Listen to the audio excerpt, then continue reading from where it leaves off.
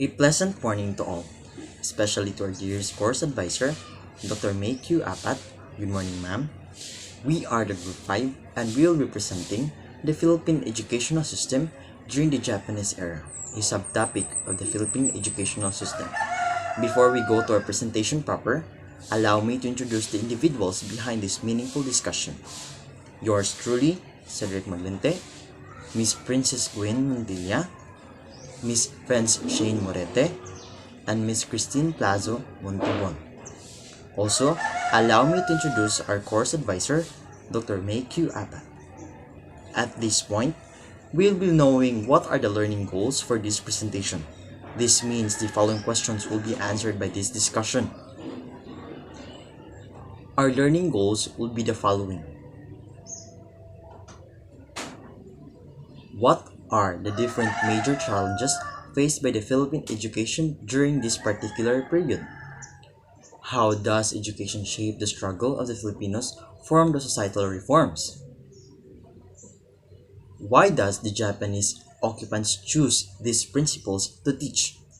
And what are the effects of these principles to the people during this particular period?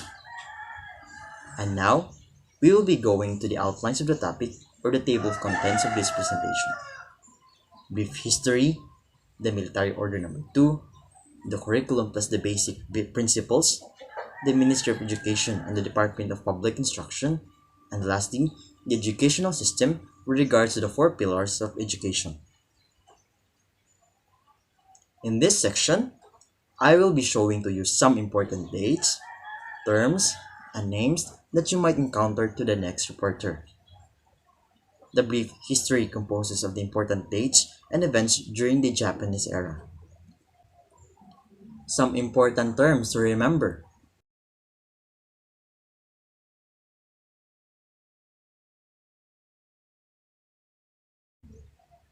And the important names and individuals during the Japanese occupation.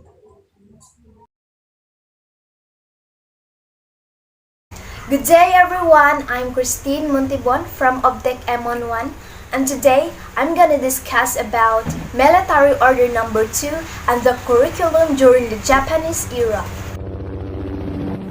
The Japanese occupation of the Philippines occurred between 1942 and 1945 when Imperial Japan occupied the Commonwealth of the Philippines during World War II. Most schools were damaged during World War II and had to be closed. But later on, in June 1942, the schools were reopened by the Japanese with 300,000 students, and yet the Japanese government made some changes in the system of education.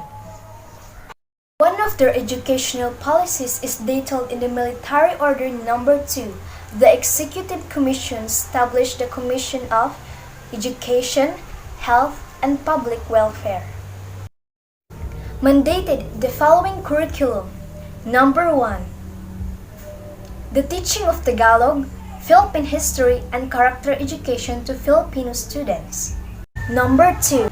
The love for work and the dignity for the labor was emphasized. Number 3. Under the Japanese regime, there was the spread of elementary and vocational education. That means during that time, there was a promotion of vocational courses. Number 4. Also, the Japanese tried to stop the Filipino people from using English language. Instead, they are forced to use the Nihongo. The word Nihongo or Nippongo means Japanese language, which is spoken natively by primarily Japanese people. During the Japanese era, school calendar became longer. No summer vacation for students. Class size increased to 60. Deleted anti-Asian opinions, banned the singing of American songs, deleted American symbols, poems, and pictures, and also Nihongo as a means of introducing and cultivating Japanese culture. At the beginning of the occupation, some parents banned their children from attending Japanese-controlled schools as most rurals will remain closed. A pleasant morning to everyone. I am Princess Queen Montilla and I am tasked to tackle about the basic principles of Japanese education. So what is the focus of Japanese education? The aim of Japanese education is to establish the basic principles and provide students with equal opportunities to receive a free compulsory education within 9 years. It is the foundation of all education-related laws in Japan, including the school education law and the social education law. So here are the 6 basic principles of Japanese education. First off, we have the realization of new order and promote friendly relations between Japan and the Philippines to the farthest extent. Second, foster a new Filipino culture base. We need to stop depending on Western countries and start enriching and promoting the Filipino culture. Third, endeavor to elevate the morals of people, giving up overemphasis of materialism. 4. Diffusion of Japanese language to the Philippines. Apparently, the Filipinos have learned to adapt to the Japanese language, which is the Nippongo. Fifth, promotion of vocational course to better enhance the living of every individual or for them to make a living. And lastly, to inspire people with a spirit to love their neighbors. On October 14, 1943, the Japanese-sponsored republic created the Ministry of Education under the Japanese regime. The teaching of Tagalog, Philippine history, and character education was reserved for Filipinos. And eventually, the love for work and dignity of labor was later on emphasized. Ministry of Education and the Department of Public Instruction.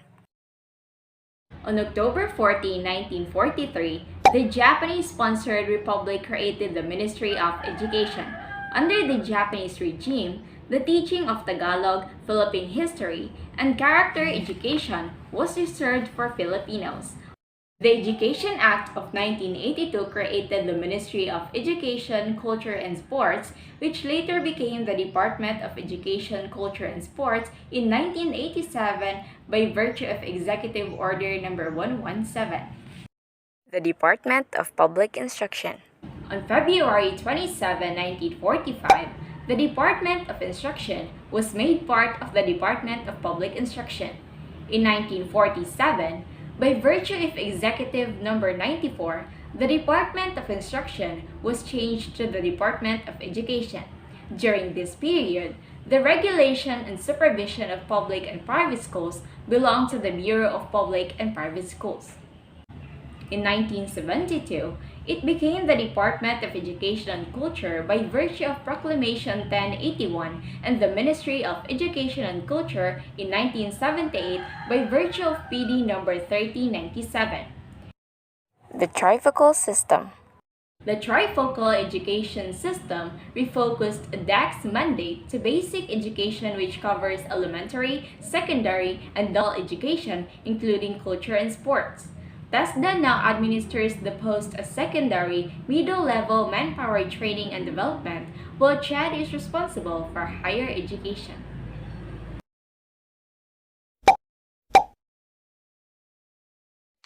Education system during Japanese period with regards to the 4 pillars of education. These are learning to know, learning to do, learning to live together, and learning to be.